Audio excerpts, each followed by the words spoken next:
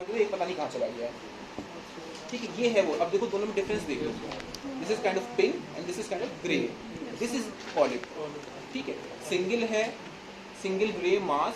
ठीक है, और वही फॉर्मल फिक्स माउंटेड स्पेसिमेन ये कहना probably an antrochoanal polyp. Obviously question would be कि एंट्रोकोनल क्यों कह रहे हो आप, है ना? तो एक है एंट्रोकोनल इसलिए कह रहे हैं, एंट्रम से मतलब यहाँ पर मैक्सिलरी एंट्रम है। ठीक है, तो एक सिंगल मास होगा, एक सिंगल मास है जो मैक्सिलरी एंट्रम से अराइज कर रहा है and it protruding into the nose. ठीक, और कहेंगे एथमोइडल क्यों नहीं है, क्योंकि एथमोइडल एयर सेल छोटे छोटे बहुत सारे होते हैं और हर सेल से फिर एक एयर सेल एक पॉलिप बनता है, तो there will be multiple grape like structures and this is a single mass. बाकी अपीयरेंस है एसी पॉलिप, तुम लोगों ने अभी एग्जाम टर्मिनल में आया भी तुम्हारे क्वेश्चन एथमोइडल आया था, तो पॉलिप की पैथोजेनेसिस और वो आपको पता ही कैसे उसको बताना है। एक्सिजन अप्रोचेस क्या होती हैं, कैसी होगा, functional endoscopic sinus surgery. You averse the polyp, आप पॉलिप को तो डिब्राइड कर दीजिए माइक्रो डिब्राइडर से, ठीक है, या आप उसको एवर्स कर दीजिए, then you widen the ostia. ठीक है, एक अगर चंद्र सर्वाइवल ले रहे होंगे, चंद्र सर स्पेशली पूछते हैं कि इसका बेसिक फिजिक्स का कौन सा प्रिंसिपल यहाँ अप्लाई है, बर्नौलीज। हाँ, तो अगर पूछे तो बताना कि इट्स अ बर्नौलीज, कि जहाँ पर प्रेशर ज्यादा, वेलोसिटी ज्यादा होती है, प्रेशर कम हो जाता है, तो ये खींच के बाहर आ जाता है। ठीक है, नैरो होता है।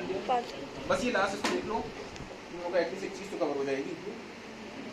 एक्सरे काम देखो, ये क्या है, this is rectomic fix mounted specimen of a total laryngectomy with a partial pharyngectomy. अब हम पार्शियल फेरिंजेक्टमी कहेंगे तो ये होगा कि फेरिंक्स का कौन सा पार्ट है, अगर आपका पार्शियल है तो कौन सा पार्ट निकाला है, तो जो लैरिंक्स के साथ लगा हुआ होता है वो निकाला है, विच इज द हाइपोफैरिंक्स। ठीक है, विच इज द हाइपोफैरिंक्स। तो क्यों एक्सरसाइज किया पूरा, इसमें दिख भी रहा है, there is a growth of the piriform fossa. Piriform fossa is a part of the pharynx का पार्ट है, हाइपोफैरिंक्स का। ठीक है, तीन पार्ट है फेरिंक्स के, नेसोफैरिंक्स जो नोज के पीछे है, ओरल कैविटी के पीछे दैट इज ओरोफैरिंक्स, फिर जो लैरिंक्स के पीछे है दैट इज द हाइपोफैरिंक्स और द लैरिंगोफैरिंक्स। तो जैसे हमने कहा था ट्यूमर का बेसिक वो है, you have to have a clear margin around the tumour, इसीलिए इसको निकाला गया है। ठीक है, so this is a total laryngectomy, the partial pharyngectomy. Indication first and foremost is a laryngeal malignancy. आप लोगों से उतना नहीं पूछेंगे कि स्टेज के हिसाब से, कि स्टेज के हिसाब से मतलब क्या ट्रीटमेंट अप्रोचेज होंगे। ठीक है, तो इतना ही मेरे ख्याल से पूछेंगे। एक बस इंसिजन का नाम अगेन जैसे वेबर फर्गसन था, यहाँ पर भी टोटल लैरिंजेक्टमी का इंसिजन होता है, इसको कहते हैं Gluck Sorensen incision. Gluck GLUCK I guess, and Sorensen, ठीक है, SORENSEN, सोरेंसन इंसिजन, ये होता है लैरिंजेक्टमी का इंसिजन। ठीक है, बस यही है। ठीक है, बाकी आप इनके बारे में पढ़ लेना एक बार, एक्सेस पे इस टाइम देख लेते हैं, आप लोगों का लेक्चर है। हाँ, विद पार्शियल फेरिंजेक्टमी। ठीक है, स्ट्रक्चर्स अगर तुम देखना चाहो इसके, ये बेसिकली ये पोस्टीरियर एस्पेक्ट है लैरिंक्स का। ठीक है, इसको यहाँ से इन्होंने स्प्लिट कर दिया है ताकि उसका ल्यूमन खुल जाए। ठीक है, ल्यूमन खुल जाए इसलिए स्प्लिट किया है, और ये जो ग्रोथ है पूरी यहाँ पे। ठीक है, अभी यार स्ट्रक्चर पुराना हो गया, इसमें बहुत ज़्यादा क्लियर नहीं है स्ट्रक्चर्स। बहरहाल ये पोस्टीरियर एस्पेक्ट है उसका लैरिंक्स का। यहाँ एपिग्लोटिस है, ये एपिग्लोटिस है, फिर ये लैरिंक्स प्रॉपर शुरू हो रहा है। ठीक है, ये ग्रोथ है, ये पोस्टीरियरली स्प्लिट किया, ये बंद था यहाँ से, इसको ऐसे करके खोल दिया ताकि उसका अंदर का ल्यूमन नजर आ जाए। ये है, ऐसे है। ठीक है, मैंने बताया भी शायद कि एक बैच में व्यू क्या होते हैं, एक्सरसाइज में हम कहते हैं व्यू क्या है, इसका व्यू क्या है। एपी व्यू व्यू को ऐसे लेके चला करो कि आपकी आई कहाँ पर है, आई की जो पोजीशन होगी उसको हम कहेंगे व्यू।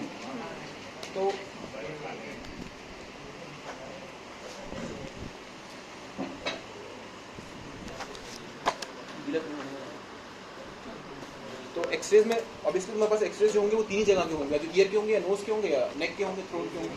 ठीक है, तुम लोगों का 17 बैच ही है ना? 18 वाले हो क्या? 19 वालों को क्या? अच्छा, इन लोगों का 12 बजे। अच्छा, दोनों के 3 दिन थर्सडे फ्राइडे सैटरडे 9 से 11। ओके, ठीक है, this is an x-ray of the, क्या बताओ, देख के आप लोग बता दो, आप लोग देखो इसको, एक्सरे मास्टर शूलर्स व्यू। जो भी ईयर के एक्सरेज है हमारे पास वो बेसिकली CSO में कराए गए हैं। ठीक, तो CSO में हमको बेसिकली हम चाहते हैं कि हमें एक कोलेस्ट्रोमा का आइडिया मिल जाए एक्सरेज। हालांकि एक्सरेज अब CT आने के बाद एक्सरेज का बहुत बड़ा रोल है नहीं प्रैक्टिकली। ठीक है, क्योंकि you can never be sure about a cholesteatoma on x ray. ठीक, कैविटी मिलती है, उसकी डिस्क्रिप्शन भी है, लेकिन इसको समझ लो, व्यू क्या होता है। व्यू ये होता है कि आप कहाँ से देख रहे हो उस एरिया को, ठीक है। आप किस एंगल से देख रहे हो, कितने एंगुलेशन से देख रहे हो, ऊपर से नीचे देख रहे हो, नीचे से ऊपर देख रहे हो, वो होता है व्यू किसी भी एक्सरे का। तो एक तो एक्सरे नहीं कहना है, दीज आर बेसिकली रेडियोग्राफ्स, ठीक है। एक्सरे तो क्लेमेंट टर्म है, क्योंकि हम लोग भी एक्सरे कहते हैं, लिखते भी एक्सरे के इन्वेस्टिगेशन फॉर्म पे, लेकिन जब आप एग्जाम दे रहे हो तो ये समझ, this is a radiograph of the mastoid Schuller's view. Schuller's, अब क्या करना था हमको, मैस्टॉइड देखना था, एक कहना था की एरिया। की एरिया इज एटिक, उसको सुन लो फिर हम दिखा देंगे, तो कुछ ऐसा कोई बड़ी चीज़ नहीं है, एक बार समझ लोगे तो खुद ही बता देंगे सब चीज़। एक चीज़ कहलाती है की एरिया। की एरिया ये होता है कि जब कोलेस्ट्रोमा स्प्रेड करता है तो पहले एटिक में जाता है, फिर एडिटस, फिर एंट्रम, ठीक। ये इसको हम कहते हैं एटिक एडिटस एंट्रम को की एरिया। तो हमको एक ऐसा व्यू चाहिए था कि हमें ये एरिया अच्छी तरह फोकस हो जाए, नज़र आ जाए। अब चीज़ ये है कि एक्सरे में तो आप एक तरफ से एक्सरे बीम डालेंगे, एक तरफ फिल्म रखेंगे, रास्ते में जितनी बोन्स आएंगी सब अपने इंप्रेशन देंगी, ठीक। तो आपको एक ऐसे एंगल से देखना है कि जो एरिया आपको देखना है वो तो रास्ते में आए, बाकी सब चीज़ें कम से कम बोन्स रास्ते में आए, ठीक है। तो इसके लिए ये किया गया कि what we can do is कि बजाय सीधे देने के आप थोड़ा ऊपर से एंगुलेशन पे डालिए रेज को, एक्सरे बीम को। इसी पे अलग अलग एक्सरेज आ गए, जैसे कि एक थे लॉज ने कहा कि हम 15 डिग्रीज कैफेलोकॉर्डल बीम डालेंगे ऐसे, मतलब अगर मैं यहाँ से देखूंगा तो मुझे ये एरिया नज़र आ जाएगा और सुपर इम्पोजिशन कम हो जाएगा, ठीक है। तो उसके बाद आई शूलर्स ने कहा कि नहीं, अराउंड 30 डिग्रीज अगर आप रख रहे हो तो 30 डिग्रीज एंगुलेशन तो आपको और बेटर नज़र आएगा, ठीक है। तो इन्होंने 30 डिग्रीज एंगुलेशन पिक किया। तो Schuller's view is at a angle of 30 degrees cephalocaudal x ray beam projection, Law's के लिए 15 डिग्री। यही दो व्यूज़ हैं जो कि मैस्टॉइड के लिए हैं, और यही हमारे पास यहाँ रखे हुए भी हैं। तो तुमसे सिर्फ शूलर्स ही हमारे पास, लॉस भी नहीं है। तो तुम बिल्कुल स्पेसिफिक उसी पर रखो ना, तुम्हें कंफ्यूज होगी। नाम याद रखना कि इसके अलावा और कौन से होते हैं। तो स्टेनवर्स व्यू होता है, स्टेनवर्स 45 डिग्रीज पे ऐसे एंगल करके और फिर वो कर देते हैं। स्क्रीन होती है उसके पास होता है, वो ज़्यादा से दिखाई देता है। हाँ, तो फिर अगर हम ये देख रहे हैं तो स्क्रीन इधर रखेंगे कि रेज इधर निकालेंगे? नहीं, असल में अब देख रहे हैं, ये लोग किस वाले उसमें करते हैं, बीच मेन में तो नहीं करते हैं, यहाँ वाले पे करते हैं। ये करते हैं कि पेशेंट को ऐसे लिटा देते हैं, ठीक है। पेशेंट को लिटा देते हैं और हेड टर्न कर देते हैं एक तरफ को, ठीक। उस जिस पे लिटाते हैं उसके नीचे होती है फिल्म। हाँ सर, वो जो फिल्म की पूरा साइड है, हाँ, वो हमें वही आएगा। हाँ सर, मतलब वही, लेकिन बीम ऊपर से आएगी। तो बीम अपोजिट साइड से। हाँ, बीम ऊपर ऐसे रहती है, एक सेमी सर्कुलर है। यहाँ देखना भी जाते टाइम तुम देखना, ये 315 नंबर जो कमरा है ना, इसमें लगा हुआ है एक कमरे में, वो जिसमें भी एक्सरे मैस्टर्ड करते हैं ये लोग। उसमें यह है कि एक टेबल है, टेबल के नीचे वो कैसेट लगता है, ठीक। पेशेंट को लिटा देते हैं, एक तरफ हेड टर्न कर देते हैं। ऊपर जो है उसको आप रोटेट कर सकते हो, एंगल फिक्स कर सकते हो। उसको बीम को ऐसे रोटेट करते हैं 35 डिग्रीज पे, 30 डिग्रीज पे, और फिर बीम ऐसे जाती है, ठीक है। तो बिल्कुल उसी एंगल पे चलती है। ये है लिटा के होता है बेसिकली। हाँ, क्लोज टू जो वो है वो आएगा सही से, फिर आप टर्न कर दो पेशेंट को, आप टर्न कर दो कि इसीलिए देखो ना, दोनों है इसमें, राइट और लेफ्ट दोनों बना हुआ है। हाँ, हमेशा दोनों एक साथ दिए जाते हैं ताकि कंपैरिजन भी हो जाए, ठीक है। तो हमेशा ये दोनों एक साथ होंगे। तो इसीलिए हम कहते हैं this is a radiograph of bilateral mastoid Schuller's view, ठीक है। शोइंग, अब इसमें दिख क्या रहा है, तो 3-4 स्ट्रक्चर्स दिए जो आपको बताने, इसमें से पेन से मार्क है। हाँ, कहाँ से भाई, नाम बताओ। जियाउल। अच्छा, आपको देखना होगा, आप देख लो। 17 बैच है ना आप लोगों का, तो स्पेसिमेन तो हमने बता दिए। चलो हर ये देखो, एक्सरेज जो हैं रेडियोग्राफ, ठीक है। इसमें एक थोड़ा सा ओरिएंट हो जाना, और उसके बाद ये कोई पूछे ऐसे देख के छुपा के कि राइट कौन सा लेफ्ट कौन सा, तो आप नहीं बता सकते हैं, ठीक है। इस लेबलिंग से हम बताते हैं कि राइट कौन सा लेफ्ट कौन सा, इसलिए लेबल किया भी गया लेफ्ट राइट, ठीक।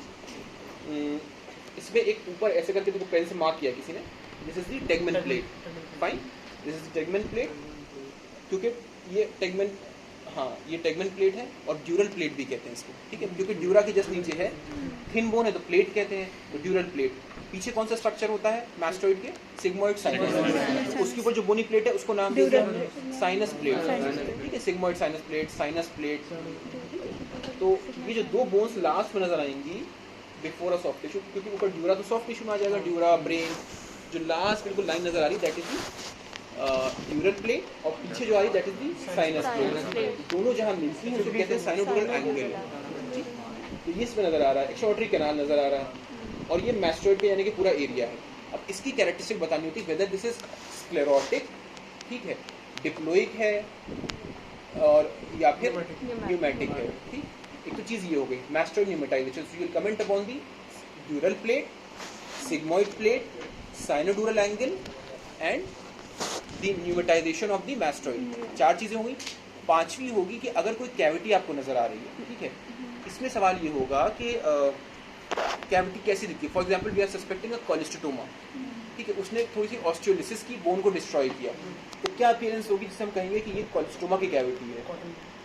नहीं, कॉटन वॉटन वूल तो नहीं बनेगा मतलब, ठीक है। There is an irregular cavity with a rim of sclerosis, ठीक है, with a rim of sclerosis. अब मुझे पता नहीं, मैं देखता हूँ उसमें अगर है, एक पोस्ट ऑप भी हमने रखा था इसके अंदर, पोस्ट ऑप मैस्टरॉइड था, एक्सरे में दिखता है, हाँ कैविटी दिखती है, लेकिन बहुत शोर शॉर्ट नहीं होगा।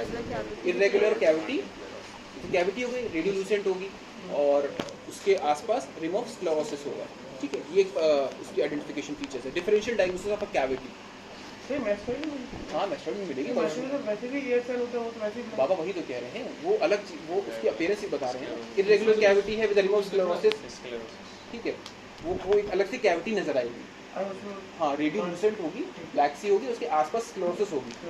हर ब्लैक चीज पूरी कैविटी नहीं कहलाएगी, है ना। इसमें तो बिल्कुल ब्लैक एयर आएगी, जैसे अगर बिल्कुल न्यूमेटाइज्ड होगा तो ब्लैक एयर होगी और छोटे छोटे सेप्टा होंगे बीच में, ये नॉर्मल एयर सेल्स है। उसी की अपीयरेंस पे हम बताते हैं क्या क्या हो सकता है। अच्छा, अगर पोस्ट ऑफ कैविटी, किसी ने पोस्ट ऑफ, जैसे हम लोगों ने रखे थे कुछ एक्सरेज पहले, कि हमने कैविटी ड्रिल करके बनाई और फिर हम उसका एक्सरे ले लेता पोस्ट ऑफ में, तो वो कैसे डिफरेंशिएट करते हैं? वो बहुत स्मूथ कैविटी होती है और उसमें कोई स्क्लेरोसिस नहीं होगी सराउंडिंग, ठीक है। तो ये डिफरेंशियल्स होती हैं, ऐसे तो 10-15 होती है, लेकिन मेन जो डिफरेंशियल्स होंगी वो होंगी कोलेस्टोमा कैविटी का, और second post of cavity, third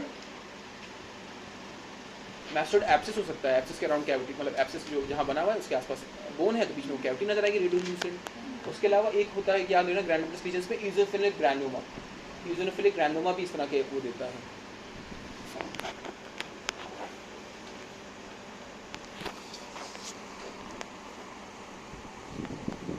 ये सब वही है, ये किसी ने गलती से किया, एक्सरे चेस्ट आपसे नहीं पूछते हैं, ठीक है। ईयर हो गया, ईयर में सिर्फ एक ही आता है, शुगर व्यू ही है, तो कंफ्यूज मत होना कि कुछ और बोल दो, लॉस बोल दिया, कुछ बोल दो, है ना, क्योंकि हमारे पास है ही वही सब। अच्छा, ये क्या है भाई? एक्सरे ऑफ द नेक है, लैटरल व्यू, ठीक है। X-ray of the neck lateral view है, यूजुअली हम लोग कराते हैं फॉरेन बॉडीज के लिए, ठीक है, रेक्टोफेरेंजियल एब्सेस वगैरह में करा सकते हैं। इसमें कुछ ऐसा है नहीं, मुझे लगता नहीं कोई पूछेगा, क्योंकि इसमें कोई फाइंडिंग नहीं है। इसको हटाओ, सब मैस्टरॉइड है, ये भी मैस्टरॉइड है, सारे शुगर्स ही हैं। तो इसमें स्पेसिफिक कैविटी वगैरह या फिर कुछ भी दिख रहा हो?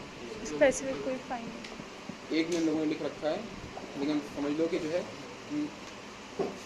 एक्सरे का यही ड्रॉबैक है कि कोई भी शो शॉट नहीं कह सकता है ये है ही है। एक कहेगा, दूसरा कहेगा नहीं ये नहीं होना, इसको करना हो। इसमें देखो लेबल का रखा है, लेफ्ट साइड में कोलेस्टोमा कह रहे हैं, लेकिन देखो कोई बहुत शो शॉट नहीं है ये।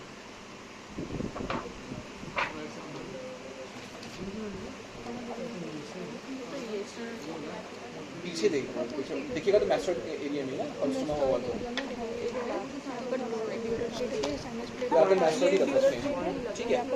कॉइन ना कहना इसमें, कौन सी फॉर्म, आप एक्सरे के टब से बात करोगे ना, रेडियो ओपेक, कॉइन कहना भी गलत होगा, मेटालिक फॉरेन बॉडी कहना भी गलत होगा, ठीक है, जरूरी नहीं है कि मेटालिक ही हो, तो आप तो रेडियोल्यूसेंट और रेडियो ओपेक के टर्म्स में बात करोगे, ठीक है।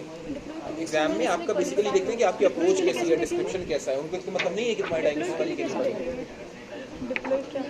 ठीक। इसको देख लो, इसको देखो जल्दी से, बाकी सब यही है। सर ये वाला बताइए, दिस इज एन एक्स, बता रहा हूं, इसको देख लो एक बार पहले ताकि हमारा एक्सेसिबल हो जाए, ठीक है। This is the radiograph of the neck, AP and lateral view, ठीक, AP and lateral view showing a radio opaque foreign body, और कहाँ पे, इसोफेगस और एयरवे,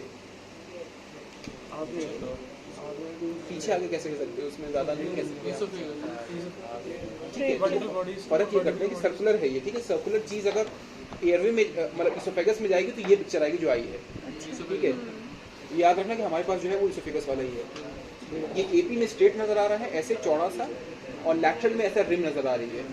यही अगर एयरवे होगा तो उल्टा हो जाएगा। सर्कुलर दिखा है ना। हाँ, नहीं एपी में सीधा और लैटरल में ऐसे नजर आएगा, ऐसे फंसता है जाके एयरवे में। हाँ, तो बिल्कुल वो हो जाएगा, रिवर्स हो जाएगा ये, ठीक है। तो this is a radiograph of the neck, lateral view showing a radio opaque foreign body probably in the esophagus. Cricopharyngeal sphincter जो होता है, अपर एंड है, वहीं पे यूजुअली फंसता है, क्योंकि स्फिंक्टर नैरो होता है, उसकी टोन होती है, वहीं फंसता है कोई। वहाँ से निकल गया तो फिर नीचे जाके एलियस पे फंसेगा, लोअर इसोफेगल स्फिंक्टर पे, बीच में रुकता है, यूजुअली नहीं रुकता है, कभी बार होता है, मिलते हैं केसेस। लेवल ही बताना होगा। हाँ, लेवल के लिए देखेंगे, एक्सरे बहुत अच्छा नहीं है लेवल के लिए, घिस गया असल में बहुत ज़्यादा। अगर आप लोग देख सको तो लेवल हमेशा सर्वाइकल स्पाइन से बताते हैं, ठीक है। एक और एक्सरे नेक्सस में लेवल्स बहुत अच्छे दिख रहे थे। उल्टा क्यों होगा अगर एवे उसमें है, इतना बेंड नहीं होगा उसमें सर। नेक इतना बेंड नहीं होगा। एपी में ऐसे दिखेगा और करने वाले ने एक्सटेंड कर दिया, एपी हम में यूजुअली एक्सटेंड करने की हमें जरूरत नहीं होती ऑब्लिक इसमें। दिखेगा सर स्ट्रेट रखने से वो एडेनॉइड्स का था यार, दूसरी फाइल में चला गया, चलो कोई नहीं। एडेनॉइड्स में करते हैं हम एक्सटेंड, इसलिए कि अगेन वही व्यू वाली बात आ जाती है कि आप ऐसे रखोगे तो एडेनॉइड्स के सामने यहाँ पे एडेनॉइड दिखेंगे इस लेवल पे, ठीक है, बिल्कुल स्कल बेस पे जो है। अब यहाँ पर ये पूरा मैंडिबल आ जाएगा, तो आप एक ऐसे करो कि मैंडिबल को शिफ्ट कर दो आगे, तो आपने ऐसे जैसे करोगे आप कि पूरा मैंडिबल आगे शिफ्ट हो जाएगा, यहाँ स्पेस बन जाएगा, उसके थ्रू आप एडेनॉइड्स देख लोगे। तो आप एक्सटेंड करा के तब लेते हो, एक्सरे नेजोफैरिंग्स हम कहते हैं, x ray नेजोफैरिंग्स lateral to focus adenoids, इतना लिखते हैं, वो अपने आप उसको हिसाब से पोजीशन बना देते हैं। आप लैटरल व्यू ले लोगे तो उसमें बहुत अच्छा एडेनॉइड्स नजर नहीं आएगा, ठीक है, वही व्यू वाली बात आ जाएगी, हमने ऐसे एक्सटेंड करके लेंगे तो सही आ जाएगा। अच्छा, इसके लेवल के लिए पूछ रहे थे, तो लेवल हम देखो सर्वाइकल स्पाइन से बताते हैं, ठीक है। सबसे पहली क्या होती है, एटलस, तो ये जो है दिस इज एटलस, आप गौर से देखोगे तो एक रिंग सी बना रही है, दोनों जो चीज़ें नहीं, this is the posterior element of the Atlas, ठीक है। यार ये घिस गया है, बहुत अच्छे एक्सरे बॉडी वर्टिकल बॉडी से वर्टिब्रल बॉडी से वर्टिकल बॉडी से कह रहे हैं, this is the Atlas, this is one, फिर आप स्पाइन देखते रहो, ठीक है, 1 ये है तो फिर ये 2 हो जाएगा, ठीक, पीछे से ज़्यादा था। पीछे से देखना होता है, आगे से नहीं देखना, ठीक है, आगे से नहीं देखना होता। यहाँ मिक्स ये 1 है, देन दिस इज 2, 3, 4, 5, 6, ठीक है। तो जिसका अपर लेवल होगा वो बताएंगे ना। हाँ, नहीं तो ये बताएंगे C6 C7 लेवल पे, हम पूरा एक्सटेंड बता देंगे इस C6 C7 लेवल पे। हम लोग वार्ड में जाएंगे तो हमारे पास जो फाइल्स हैं अभी जो हमारे रिसेंटली केसेस हुई हमने, उससे बहुत क्लियरली घिस गया, बहुत टाइम से यूज हो रहा है ये एक्सरे, इसका पूरा वो खराब हो गया। कभी कभी एक्सपोजर का फर्क भी होता है, हम लोग यूजुअली हम खुद जाके करवाते हैं वहाँ पर, अगर हमें कन्फ्यूजन होता है फॉरेन बॉडी में लेवल में या बहुत ज़्यादा वो, जैसे कभी कभी बच्चे का ये हाथ ऐसे आगे तो ह्यूमरस सामने आ जाती है, तो फिर हम खुद जाके वहाँ पे खुद करवाते हैं, उसमें बहुत क्लियर आता है हमारे पास। अभी रिसेंटली जो 1-2 केसेस हुए उनके एक्सरे रखे हुए, तो उनको आप देख लेना, उसमें लेवल्स आपको आसानी से समझ में आ जाएगा, ठीक है। तुम्हारी फाइल में तो भाई इतनी एक्सरे है, मैस्ट्रॉइड सर रिमूव कैसे करेंगे? सर इसमें कोलेस्ट्रॉल किसको रिमूव करेंगे, इसको तो हम डायरेक्ट लैरिंगोस्कोपी करते हैं, पेशेंट को जीए में ले लेते हैं, मतलब जनरल एनेस्थीसिया में ले लेते हैं, रिलैक्स कर देते हैं उसको, ठीक है। फिर आप you go for with DL, direct laryngoscopy आपने किया, ठीक है। जब आप लिफ्ट करोगे तो लैरिंग्स भी नज़र आएगा और जो क्रिकोफैरिंजियल स्फिंक्टर है वो भी नज़र आता है। बस आप उसको विजुलाइज करोगे, उसकी कॉइन की रिंग नज़र आ जाएगी, फिर एक कॉइनेबल फोर्सेप्स है हमारे पास, उससे पकड़ के उसको निकाल देते हैं। ये है जो हम लोग यहाँ पे करते हैं। इसके अलावा यही चीज़ आप कर सकते हो, हाइपोफैरिंगोस्कोप कहलाता है, ठीक है, हाइपोफैरिंगोस्कोप कहलाता है। अगर कोई पूछे कि भाई और क्या होता है तो हाइपोफैरिंग, उसका भी काम यही है। हम तो DL लैरिंगोस्कोप से करते हैं, हाइपोफैरिंगोस्कोप ऐसा होता है, ट्यूबुलर होता है, तो आप उसको सीधे इंट्रोड्यूस कर दो अंदर फैरिंग्स में, उसके थ्रू देखो तो आपको फिर से अगेन वही व्यू मिलेगा कॉइन का, आप पकड़ के कॉइन को निकाल लो। ये 2 चीज़ें हुई ऊपर के लिए। अब मान लो इसोफेगस में है, अगर इसोफेगस के अंदर चला गया, मतलब स्फिंक्टर पे नहीं है और नीचे चला गया, थोरेसिक रीजन में चला गया, तो हमें डायरेक्ट लैरिंगोस्कोपी करके, या इससे हमें लैरिंगोस्कोप से नज़र नहीं आएगा, फिर हम करते हैं इसोफेगोस्कोपी, ठीक है। इसोफेगोस्कोपी करते हैं, आप इसोफेगोस्कोप इंट्रोड्यूस करोगे इसोफेगस के अंदर, और फिर उसके थ्रू आप जो उसका जो कहना जो ल्यूमन है उसके थ्रू देखेंगे, जहाँ नज़र आएगा बस वहीं आपको स्टॉप कर लेना है। फिर आपके पास एक कॉइनेबल फोर्सेप्स है, उसके थ्रू जाता है, उसको पकड़ेंगे और दोनों चीज़ों को, इसोफेगोस्कोप को और इसको फोर्सेप को, दोनों को धीरे धीरे करके बाहर निकालें अंडा विजन, ताकि कहीं छूट ना जाए कोई। ये होता है। सर इसका कोलेस्टेटोमा वाला कहाँ? ये लोग इसको कैविटी कह रहे हैं। ये EAC है, EAC के पीछे यहाँ रेडियोल्यूसेंसी आ रही है, ठीक है, यही की एरिया भी है, अगर तुम देखो जो एक्सट्रोटरी कैनाल है, जैसे एक्सट्रोटरी कैनाल के सामने क्या होगा, मीजोटिम्पेनम होगा और उसके ऊपर क्या होगा, एपिटिम्पेनम होगा। हमने कहा कि जो की एरिया है वो क्या है, एडिटस सॉरी एटिक एंड मैस्टोडेंड्रम, तो वही एरिया यहाँ फोकस हो रहा है, ठीक है। और इस पूरे में रेडियोल्यूसेंसी हो गई, अगर इससे कंपेयर करो यहाँ पूरा ये स्क्लेरोटिक है ना, यहाँ पर रेडियोल्यूसेंट है, तो इसलिए ये लोग कह रहे हैं कि यहाँ पर ये, और साइड में स्क्लेरोसिस भी हो रही है। This is kind of giving an appearance कि हाँ this probably can be a cholesteatoma. अगर कोई कहे मे बी, प्रोबेबली इसी के साथ काम नहीं चलता है, बाकी तो ऑन टेबल पता चलता है कि क्या है क्या नहीं है, ठीक है।